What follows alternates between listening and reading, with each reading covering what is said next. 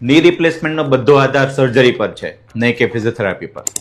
સાચી વાત એ છે કે સર્જન ની રિપ્લેસમેન્ટમાં ખાલી જોઈન્ટ નવો બેસાડે છે, નહીં કે એના સ્નાયુઓ, નહીં કે એના સ્નાયુની તાકાત.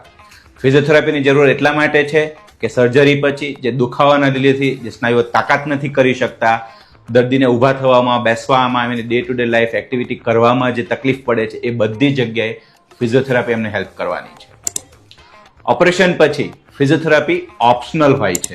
ખરી વાત એ છે કે ફિઝિયોથેરાપી એ કમ્પલસરી છે.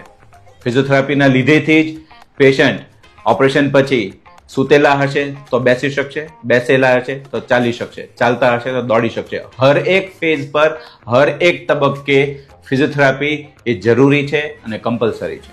કે ઓપરેશન પછી ફિઝિયોથેરાપી બહુ પેઇનફુલ હોય છે, ના, એવું જરાક પણ નથી.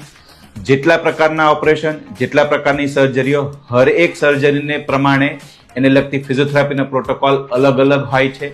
દુખાવો રહેવો એ દુખાવો એક એવી વસ્તુ છે કે જે માણસે દુખાવાની સહનશક્તિ અલગ અલગ હોઈ શકે છે, એના પરસેપ્શન્સ અલગ અલગ હોઈ શકે છે. હર વખતે દુખાવો થાય જ અને દુખાવો હોય તો જ ફિઝિયોથેરાપી છે એવું જરૂરી નથી.